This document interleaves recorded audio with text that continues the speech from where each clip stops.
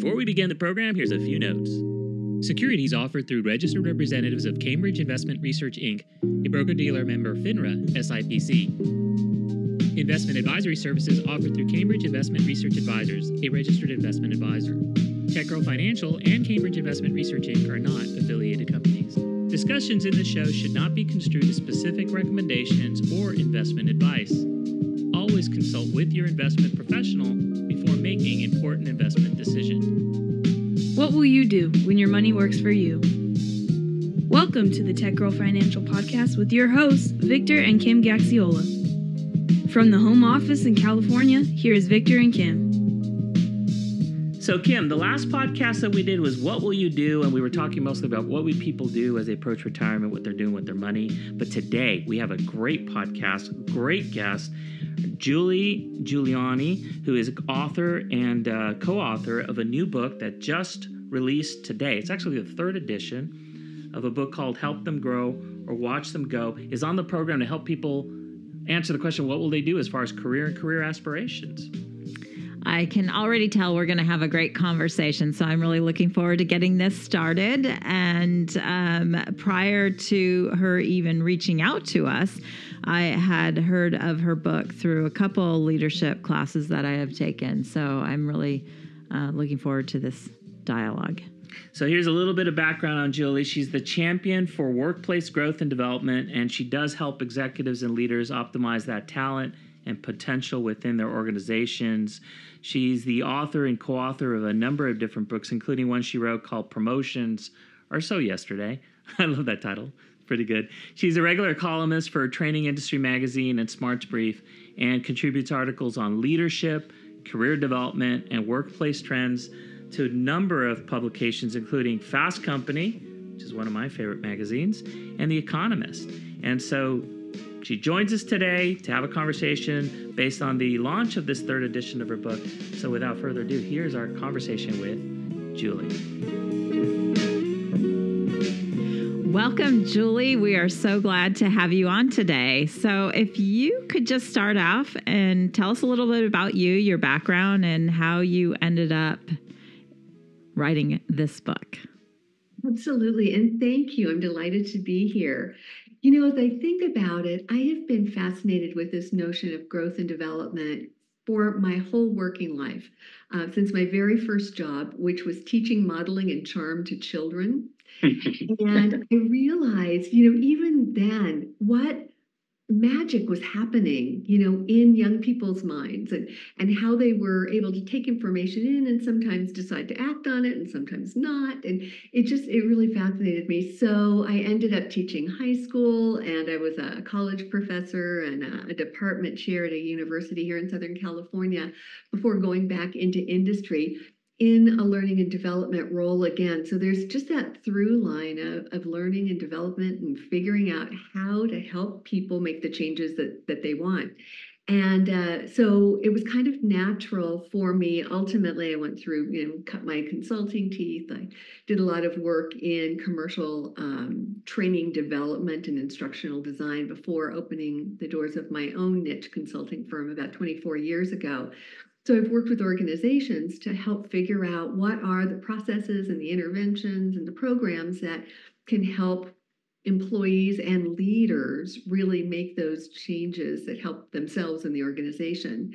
And 12 years ago or so, I was invited to co-author my first book, Help Them Grow or Watch Them Go, which just really let me take sort of everything I had been doing and rethink it through a new lens and be able to really crystallize some of those lessons with my co-author, Beverly Kay. So I had the opportunity to write that, and it literally changed my life. You know, that book has taken me around the world, speaking with leaders and really exploring how can we shift the narrative around what development is, how it operates, so we can help more people grow. We updated it in 2019. I had the fortunate opportunity to write my own book, Promotions Are So Yesterday, a couple of years ago. And then the time was right because, Kim, you and I were talking before we hit the record button. The world has changed a little bit over the last few years. So we've had the chance to rethink, help them grow within the context of the current workplace and what's needed today. So true. A lot has changed. And we were also talking about a pendulum change of, we just go from one end to the other. So tell me about, a lot of our listeners are in the technology sector. And so I like to focus a little bit of time on that one. And that one seems to be the fast-paced moving. There's a lot of dynamics in the tech sector. Recently, we're hearing of some layoffs in there. And so I know this will be great information for all of our listeners in career development. So what can you tell us about the dynamics in that sector and what's going on, really? What's the pulse like? Yeah. It's interesting because you hit so many of the high points there.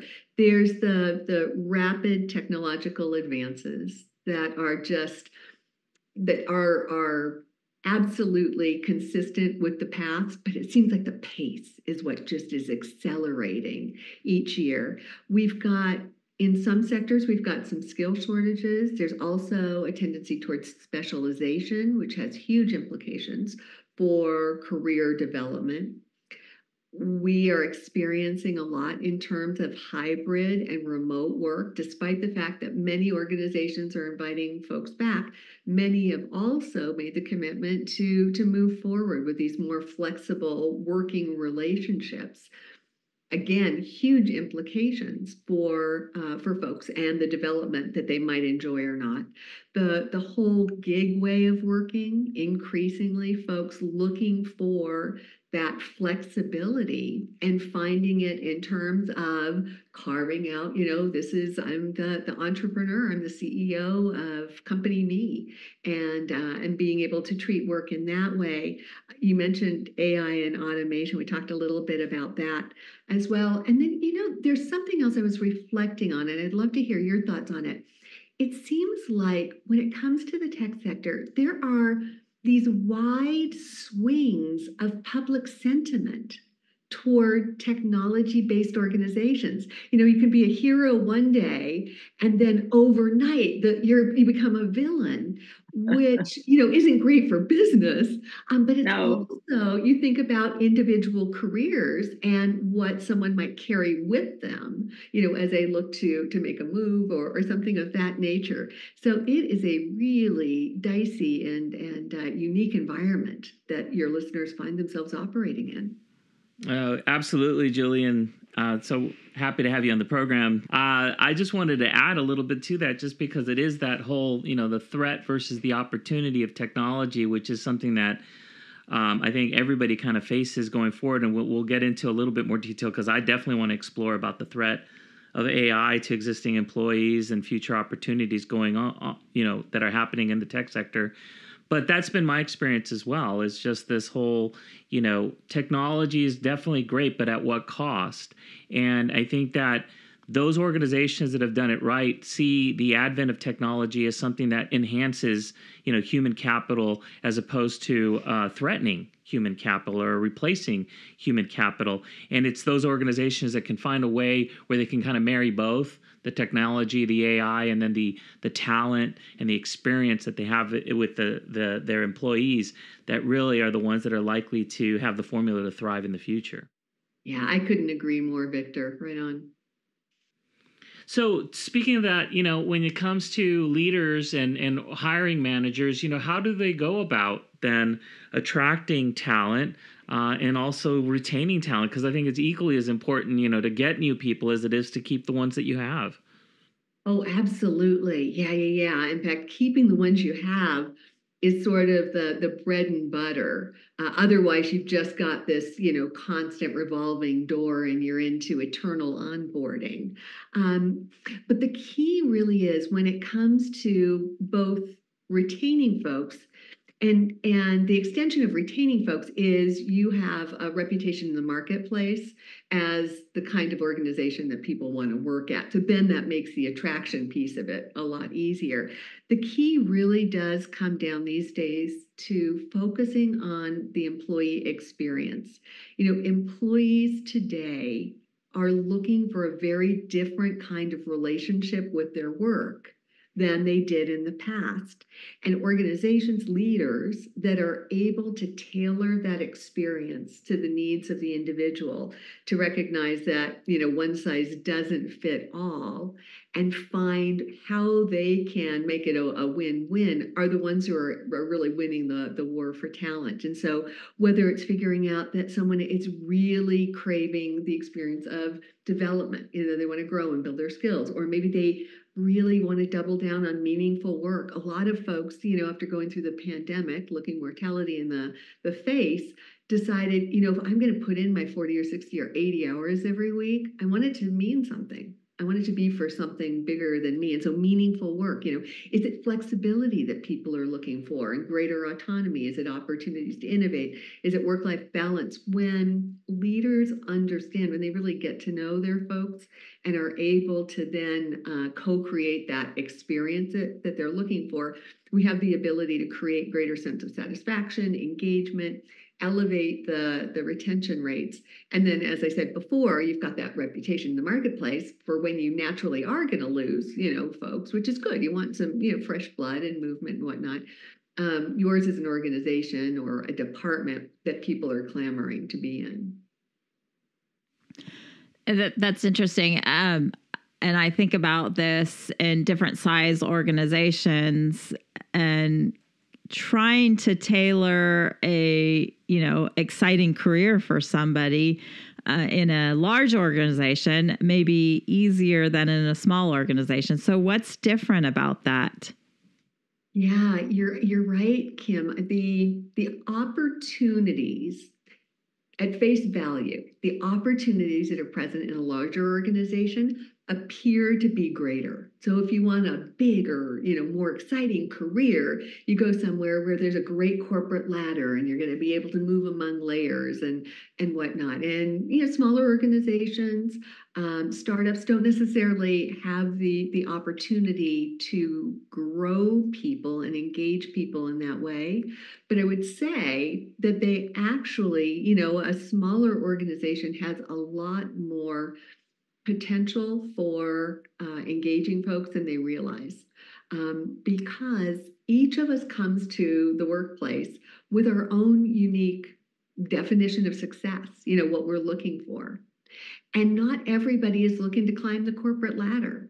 It's really interesting. In my previous book, Promotions Or So Yesterday, I introduce a framework that looks at 7 dimensions beyond that climbing the corporate ladder, getting the promotions that people are interested in. And our research is consistently across the board, across demographics, of all of the dimensions, things like contribution and competence and connection and contentment, climb, that growing through moving up the ladder, is dead last in terms of what people are interested in.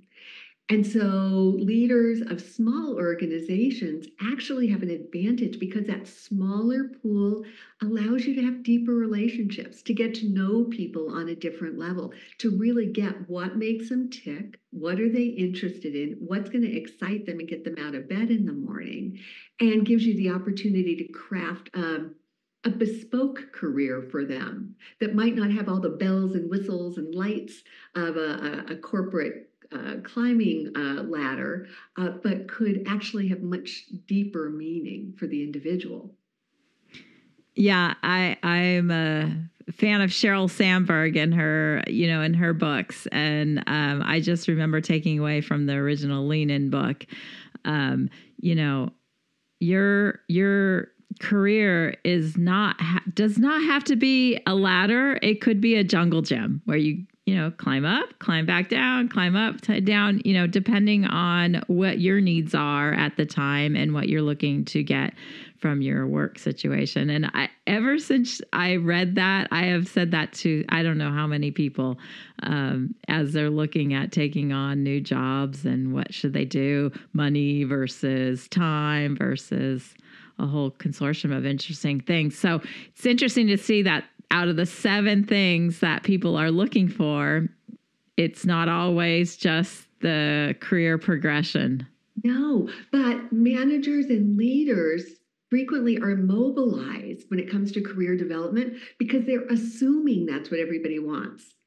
And and so it can be really liberating to realize, to engage in a conversation and discover if somebody's interested in something else. Just going back to your jungle gym for a minute, the metaphor we use in the book is a climbing wall for many of the same reasons, because there are a lot of different ways to get from here to there and everywhere, and it's up and down and all around and backward and whatnot. But when we first wrote the book, we thought, I thought if we're going to put this in the book, we got to actually do this climbing thing. I don't want to just, make a mistake there. And so my co-author and I went to a couple of gyms and we did this activity. And, the real big insight was I needed to work on upper body strength. But the relevant insight was what I discovered that really has huge implications, I think, for career development, career satisfaction is depending upon where I chose to put my hands and my feet, I could have a really interesting developmental experience without going anywhere. I could stretch myself, I could build strength and stamina and have a great view looking around. And that's the same in the workplace. Frequently we forget that the role we're currently in is a really powerful lab for being able to grow and expand. You don't have to go somewhere to grow. We can bring the growth right into where we are. It's interesting just because in hearing both of you talk and having this conversation, it reminds me so much of the time that I spent working for a startup in San Francisco.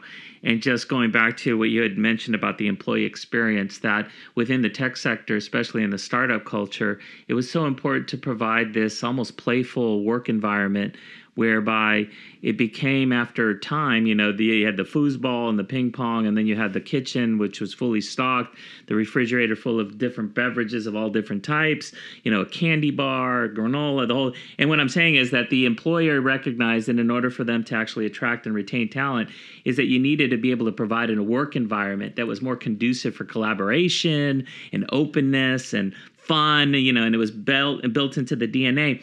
Well, the thing that I found interesting was that once one startup did it, everybody else had to replicate it, and it almost became table stakes at that point, from the standpoint that no one was trying to one-up each other, because if everybody was doing it, well, none of the places were really that special.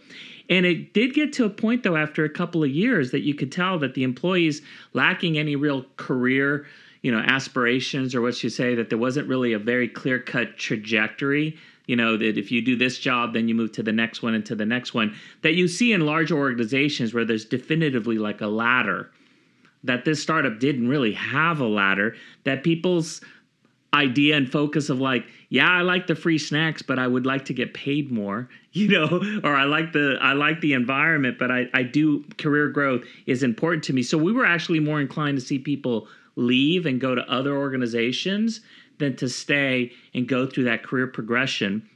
And what I found fascinating, which was part of the conversation we were just having, is that I did discover that there were certain people that loved working at a startup, but once it reached a certain employee threshold, they left and they would go to another one that had that employee. Like, there were people who thrived in an organization with less than 100 people, right? Once it got to that, then they would go and find another one. And there was other people that liked startups and kind of that mid-level.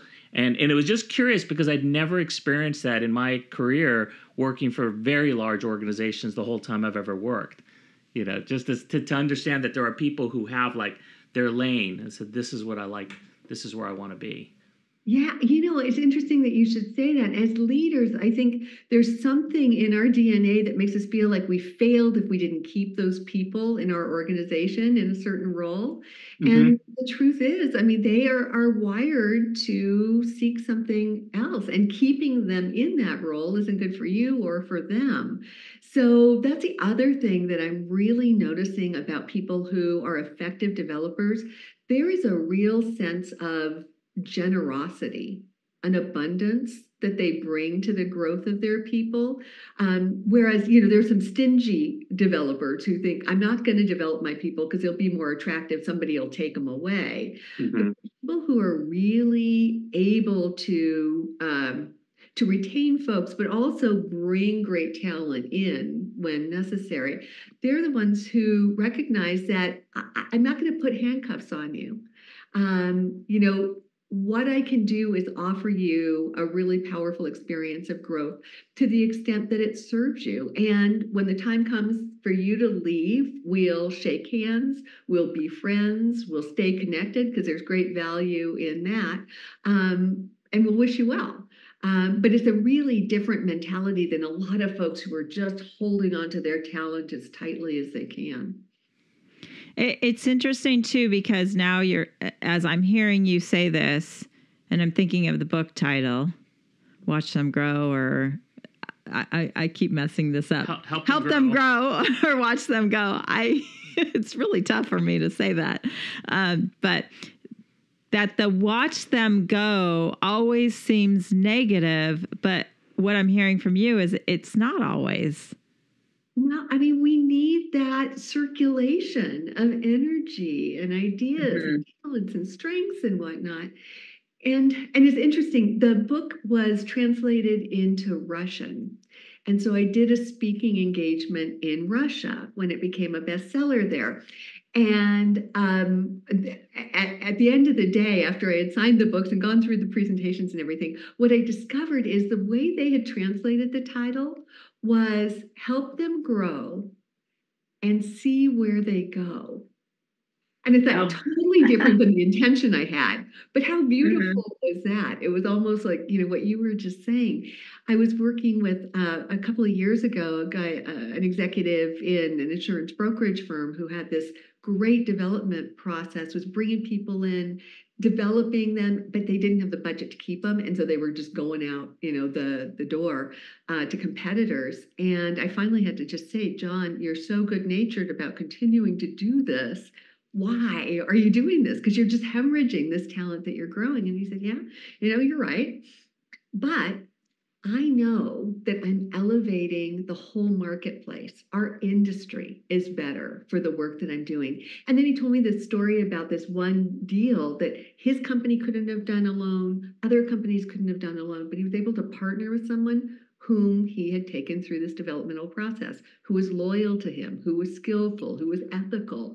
They were able to do things that were bigger than either could have individually. And I thought that was just a really powerful example of the power of this kind of generous development approach. Yeah, I love that story. That's neat. You mentioned earlier too, this whole idea of things are generational as well. Like, you know, I'm Gen X, and I still think our norm is for you to work in a company for, you know, several years before you jump ship, right? And there's a lot of people in the younger generations. I look at my daughter, who's Gen Z, and I don't know, like, I'm like, when you graduate from college, you need to get one job and just focus on that one job. And she's like, how boring would that be? I like having 3 jobs. And I think that you mentioned that in like the whole gig economy. What are you seeing from the different generations? And that comes with a whole series of other challenges. I'm thinking healthcare, insurance. Yeah, that's definitely a challenge. Yeah, there is a lot more, you know, organic movement of younger entrants to the workplace. I mean, I remember a time when if you were going to take a job, you make a commitment and you're there for like 5 years. And then back to the pendulum that we were talking about, it swung. And there was a time where if you weren't job hopping around back in the go-go days, what was wrong with you? I mean, you must be a dinosaur, just, you know, fossilized in that one organization. So yeah, there is a lot more movement. There's a lot more willingness to piece the puzzle together differently than you did, than I did when we were kind of coming up and we're looking at the 9 to 5 job. I mean, the beauty of it is it accommodates our full lives so much better. Gives people permission to, you know, lean in sometimes, lean out a little bit, wrap, you know, different family members around the needs of the family. And it offers organizations a lot of fresh talent with interesting, diverse perspectives and backgrounds, and gives organizations that just-in-time talent infusion that might be needed without the long-term commitment. But, to your point, I mean, the younger folks are struggling, once they drop off their parents' health care, if they, even had that, to figure out how to piece that together. And, the economic picture for younger folks is much different than it was when I was coming up trying to pull together housing and all the rest of it. So that is the downside. The one thing that I will say, though, given how dynamic tech in particular, but I would say most industries are experiencing a lot of this kind of movement, it really puts onus on the organization and individual managers to carefully manage the exits of employees. Mm-hmm.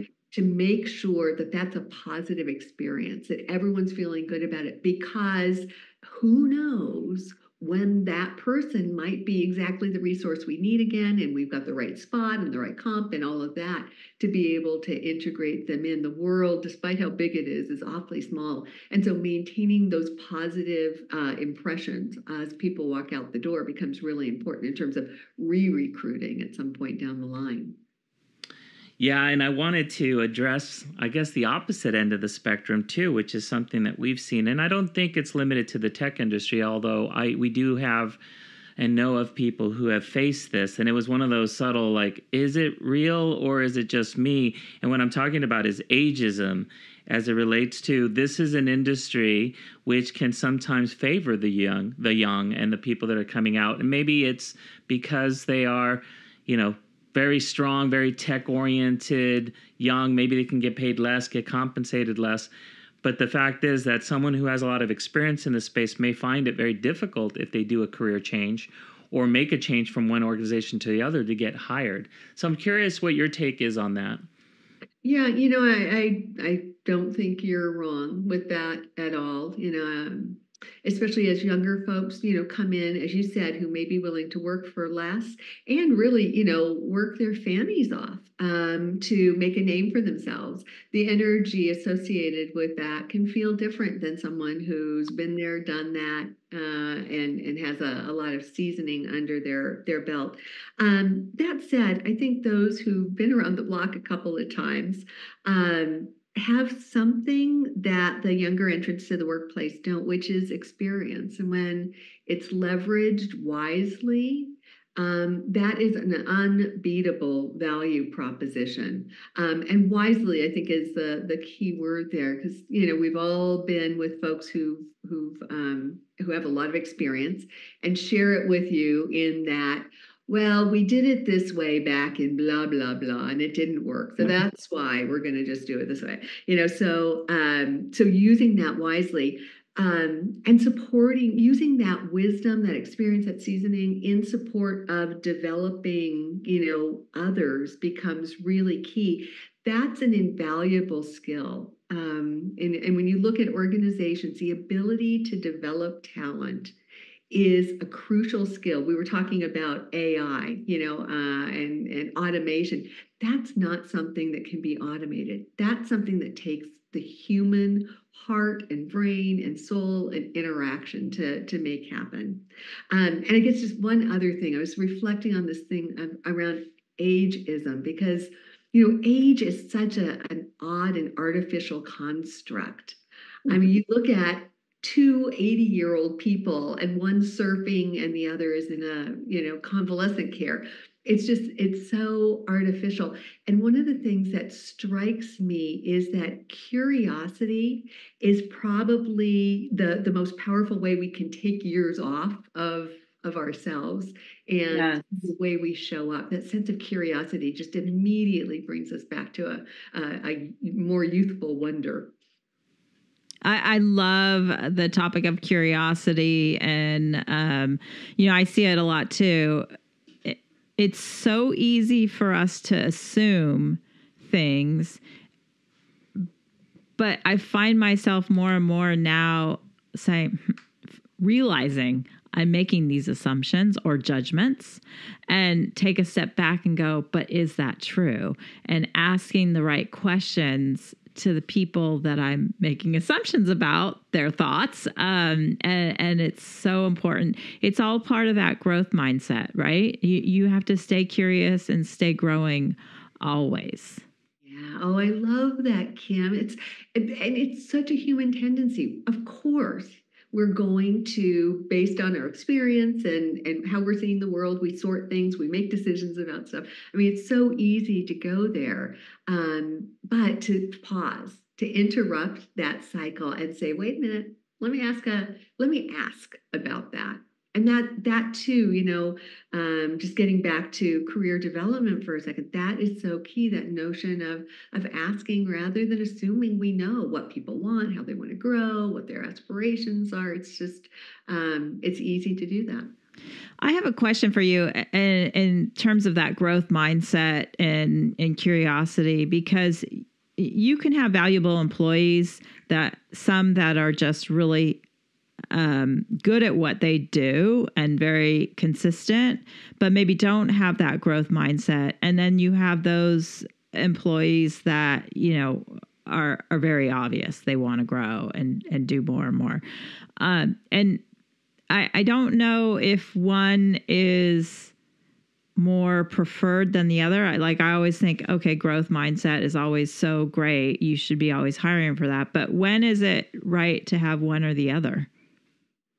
Well, everybody kind of looks at growth mindset in different ways. So depending upon how you're thinking about growth mindset, if what we're talking about is a commitment to continually growing, to seeking out ways to improve and expand your capacity, then it's hard to imagine that there would be very many roles in the world right now that wouldn't benefit from that. I mean, just given how fast things are changing, the half-life of technical skills is down to what? A nanosecond. It's just things are moving so fast that there are probably very few roles where if you're not willing to look around the corner to see where things are going, to see how customer needs are changing or what new technology is coming down the pike or whatever is going on in the world, and pivot, adjust, nimbly, agilely make those changes, there's probably not a sustainable future or career in your future. So I would say that probably everyone needs to have it to some degree or another. If we're talking about, like customer facing versus maybe someone who's doing a discrete technical sort of task, maybe the volume of it needs to be different. But I think most of us, if we're not ready to look around and make the changes necessary, could find ourselves in a world of hurt.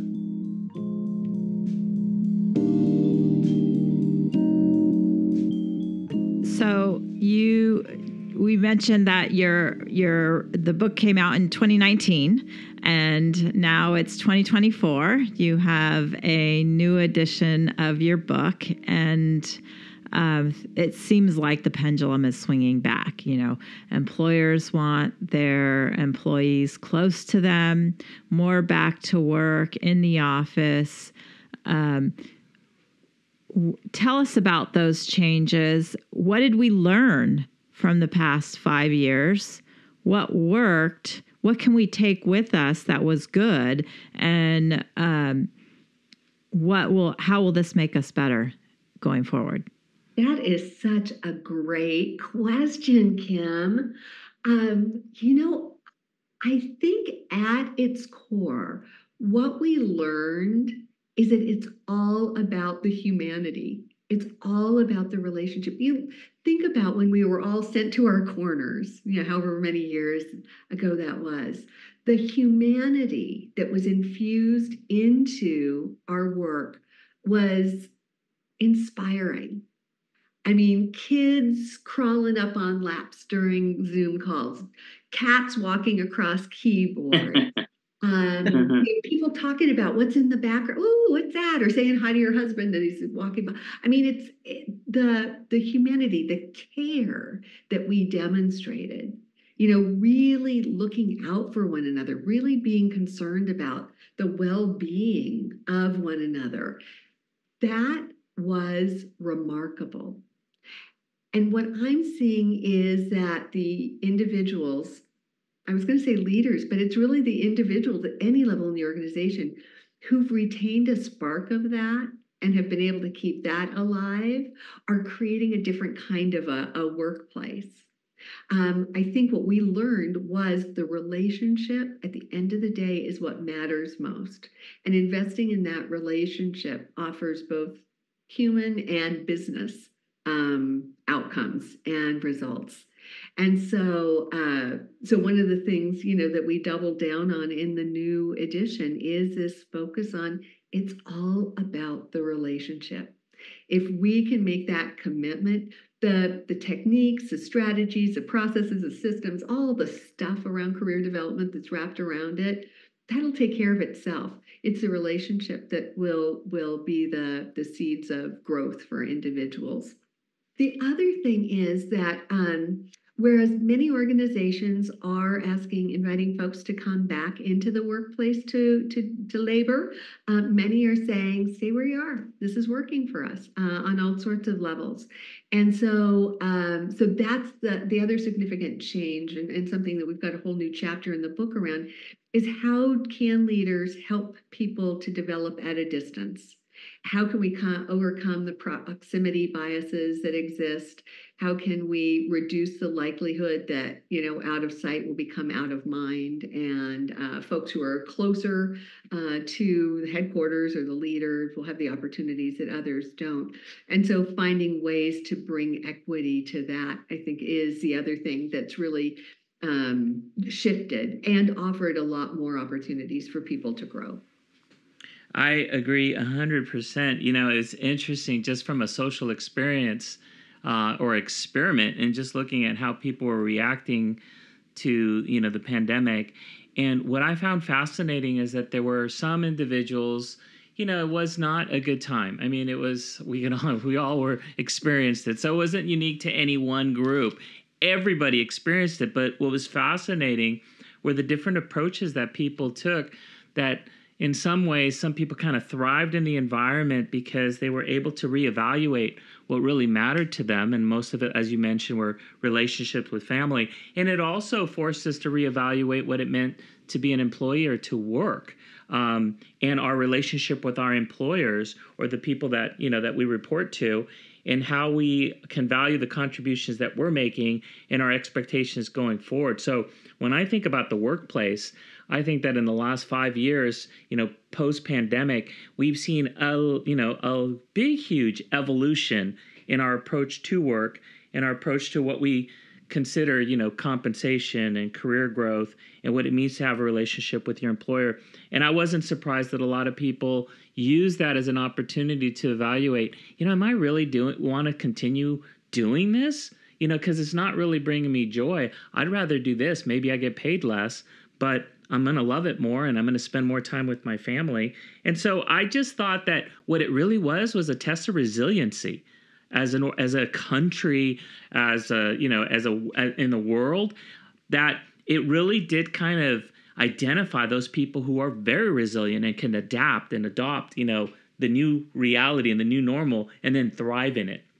And sometimes it wasn't people you'd expect, which was really, kind of fascinating to me. So that I just wanted to add that just that resiliency is what really fascinated me. Yeah. And I think also to add to that, everyone had a chance to go introspective into their own, who they are and understand what they like. I mean, I'm an extrovert. I couldn't stand the pandemic, not being with people and human touch and all of that is so important to me. Zoom screen, this is like one-dimensional. It's good if you don't have anything else, but it's not enough for me. And then there's other people that they thrive in this area. So being able to go introspective, understand what you need so that you can be better at the work you deliver in the future brings us to an interesting thought, I do believe that everything happens for a reason. And maybe we needed this time to develop our human side and our compassion and understanding of people in order to deliver a better AI in the future, knowing that that was the next thing coming. In my head, I'm thinking, without having this respect for humanity and for people, how could we go into the future with AI and be proud of it? That's profound, Kim. Yeah, very deep. No, I'm serious. I would not have thought of it, but you're right. I think the lens we bring to that is very different. And I wonder too, so I completely agree, Victor. I think it really did, the pandemic and everything that wrapped around that, tapped the resilience in a lot of folks. I think it also sparked the autonomy in a lot of folks. You know, folks who had not before had that kind of flexibility, autonomy, choice of, you know, when I'm going to work, where I'm going to work, how it's all going to work. And I wonder if that's playing a role as well as we move into whatever this next technology phase is. Mm-hmm. Absolutely. So it's funny because in the past we had our surveys of what kind of person are you. I was just talking to somebody this weekend and she's like, oh, I'm an ENFJ or whatever it was, right? You know, the personality test. But now when we talk about work, I mean, sure, that's important, but I think that there's another work personality test maybe that needs to happen. And that's for us to take that perspective of what environment do I work best in and find that, because the opportunities for work have changed. There's more opportunity, there's more options. And so we just need to be in the option that helps us thrive the most. And helping, I guess, as an employer, then your role is to figure out what that is and guide them to that place. Yeah. Help figure out if there's a fit, and if there's not, wish folks well as they find the better one. Mm-hmm. So, Julie, both you and Beverly have worked hard, to bring this third edition of Help Them Grow or Watch Them Go together, and it's no small, endeavor to put a book out there. But I'm quite sure that and certain that when you do this, it's coming with a certain amount of passion and a certain call to action. So my question to you, and this is how we can wrap things up, is what would be the main call to action you're hoping that people will take away after reading the book? I would hope that readers who are leaders would walk away recognizing career development is a lot easier than they thought that it was. That it really comes down to conversation, and that they've got a resource there with 100+ questions to get the conversation started. So at the end of the day, call to action is start talking. Yes, I know as I listen on Audible to your book, it's like just bite-size conversations. It doesn't have to be the annual review once a month, but just little conversations here and there. Be curious, ask the questions, and remember that a lot of the things that you think are assumptions based on how you feel, and kind of taking a step back and making sure that that's checking out with who you're working with and who you're trying to grow. Yeah, and it sounds so simple, doesn't it? And yet in practice, it can be a challenge for folks. And so with this edition, we have built a book bot that goes along with it, that readers can access. It's an AI-supported tool that lets the reader take the good intentions from reading the book and then bridge that knowing-doing gap a little bit by having a place to go plan and practice, rehearse, get feedback. So a bit of a thought partner that makes it safer and easier to go do this with real people. Oh, that's cool. So this book bot, how do you get access to it? Is it part of the book, or? You gotta buy the book, and it's okay. It is in there in the book. Awesome. And I mean, I listen to it on Audible, but I feel like I need the book for reference so that I can, use the different little talking points that are helpful in having meaningful conversations. Yeah, as long as you don't go anywhere, Kim, you got to stay here. Help her grow, but keep her right there. Keep her right Well, here. you know, I don't and want to see her go. As a very small business owner, it is. I've watched my own career change over time, and you really do have to have growth, even though you're still like, I'm still at the end of the day, my job is to help my clients retire or, get to reach their financial goals. But at the same time, my business looks nothing like it looked when I started this, 15 years ago. And so I start looking at what I did in delivering this advice and service 10 years ago is totally different than what I'm doing now. And I see, the idea. And as I get older, I'm more inclined to want to mentor and want to help other people out in the development. Yeah. Your business today is a reflection of your growth over all those years. Mm-hmm. And you have lots to be able to offer to others, to pay it forward, as it were. Yeah. Well, thank you so much. Oh my gosh. Thank you. It's been a pleasure talking to you both. Yeah, same here. And we wish you all the best of luck with the book. And for those of us, obviously, who's listening, in our closing remarks, we will have links, to the book, as well as, any additional resources. But Julie, thank you so much for joining us on the show today. Oh, thank you.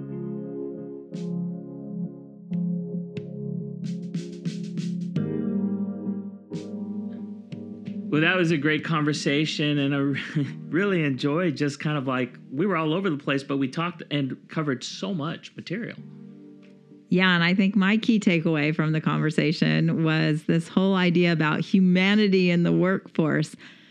I don't know why that's so hard for me. I hear that word during our conversation, and I think, oh, that's just a soft skill, right? Mm-hmm. It's not really going to help build somebody up. But I think I really have to be humbled by this and look at humanity as a hard skill we really do need to have to make the working place a better place for everyone. Absolutely. Well, that was one of my main takeaways too, was this whole employee experience. The thing is that I remember seeing a series of graphs. I think they were kind of circulating on Instagram.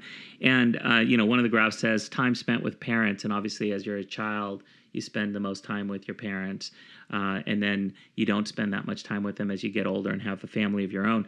But the one area that it really focused on is when we work anywhere between 30, 40 years, and we spend a lot of time at work, a good 8 to 12 hours in some cases. And so going back to the employee experience, it is so important that if you're going to be spending that kind of time during your adult years, right, that you're spending it with the right people in the right places. Right. So it was just it really kind of homed in on that employee experience being something that is important for people to be very inward looking and making a decision as to whether or not they're in the right places. And I think that that's one of the things that the pandemic forced us to do, was to really revisit work. So I hope one thing that our listeners get after listening to this podcast is a task to really look inward and evaluate what their needs are and what kind of a job going forward is the right one for them. I think because what the pandemic in my head has done is created so many different options for what work means in the future. And this isn't a conversation that you should have in the future. Do it now, because you'll just have a better career and lifestyle, I think. Yeah, absolutely. So I want to thank, on behalf of not just Kim and myself and the whole team here at TechGirl Financial, but all of our listeners, to having Julie on. And if you enjoyed this conversation, if you enjoyed these types of conversations, please let us know. Leave us a review or just get back to me directly at victor@techgirlfinancial.com. Certainly always open to, new ideas or different guests to bring on the show. This one was awesome since we were familiar with the material, and I think a very timely, topic with transition. And as we start approaching fall and the end of the year, anybody who is going through these transitions, these are important things to consider and talk, understand. Absolutely. So thanks again for listening to the podcast. As always, you can find us on all our social networks, your favorites, the Instas, the Twitters, and the Facebooks, and the LinkedIns. We encourage you to find us there. And then, of course, if you enjoyed the podcast, sharing is caring. So pass it along, especially if you know of someone who might need a little bit of a kick, to start thinking about their career. Thanks for all for listening. Yeah, take care.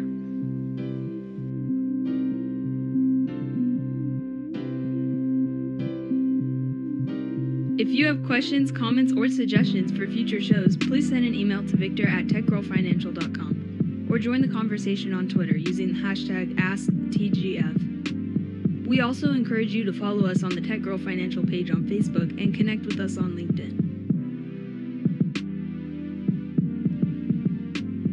Securities offered through registered representatives of Cambridge Investment Research, Inc., a broker-dealer member FINRA SIPC. Investment advisory services offered through Cambridge Investment Research Advisors, a registered investment advisor. TechGirl Financial and Cambridge Investment Research, Inc. are not affiliated companies.